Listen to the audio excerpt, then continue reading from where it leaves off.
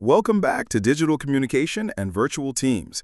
I'm Yogesh, and in today's episode, we're facing reality head-on, the challenges of remote work. And I'm Lily. Remote work offers flexibility, but it also brings a unique set of challenges: loneliness, distractions, blurred boundaries, and communication gaps. We're not here to sugarcoat remote work. Yes, it's the future for many organizations, but only if we can overcome the obstacles that come with it. Exactly. And the good news is most of these challenges are solvable with intention, empathy, and the right systems. Part 1, Loneliness and Isolation. Yogesh, let's start with the most common struggle, loneliness. Without office banter, coffee breaks, or hallway chats, many remote workers feel disconnected. It's a silent productivity killer. People may still deliver, but emotionally they disengage. Over time, that impacts morale and retention. So what can we do about it? Create intentional spaces for social interaction, virtual coffee chats, buddy systems, or even casual channels like #random or #weekend vibes. One team I worked with had a camera-on coffee every Friday. No agenda, just 30 minutes to catch up. Love that. It helps humanize the digital workspace. Part 2, Distractions and Productivity. The second challenge, distractions. Working from home can be filled with interruptions. Kids, deliveries, laundry, even the fridge calling your name. The fix? Structure.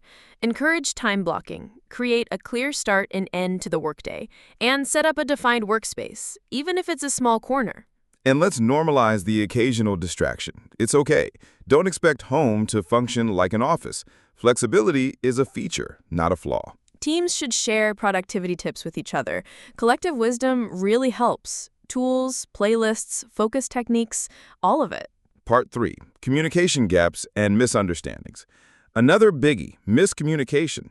Without facial expressions and vocal tone, digital messages can feel cold or unclear. And that leads to overthinking, assumptions, or even conflict. So how do we avoid that?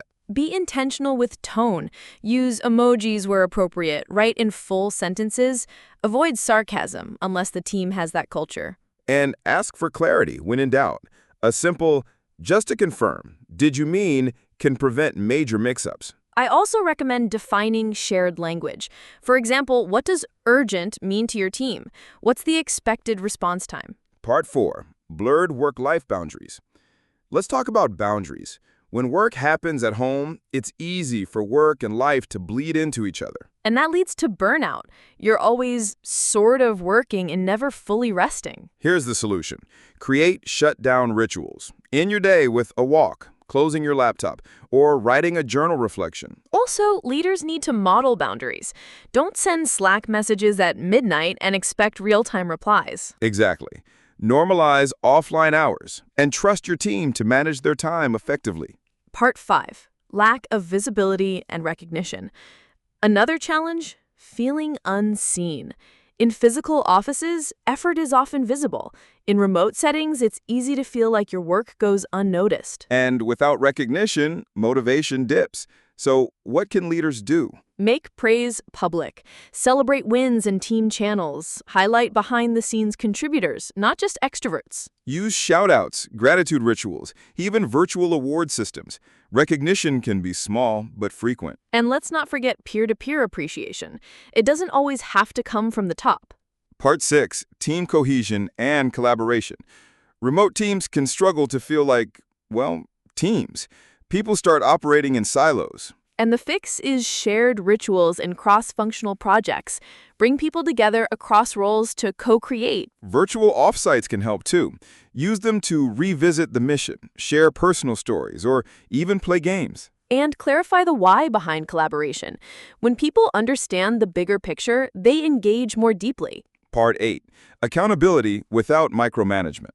One fear leaders often have is, if I can't see them working, how do I know they're working? That's where trust meets systems. Use clear OKRs, deadlines, and check-ins, not surveillance tools. Micromanagement in remote teams backfires. It breaks trust and slows people down. And autonomy plus accountability is the sweet spot. Align on goals, then let people run. Part 9, Culture in Remote Work. Let's wrap with the big one, culture. Remote doesn't mean cultureless. Culture shows up in how we treat each other, how we communicate, and what we celebrate, even through screens. Write down your values, share them in onboarding, make them visible in meetings, decisions, and rituals. And create space for humor, storytelling, and celebration. These soft touches build belonging. Remember, culture is what people do when no one is watching, even virtually. That's a wrap for today's episode on overcoming remote work challenges. Hopefully, we've made the invisible visible.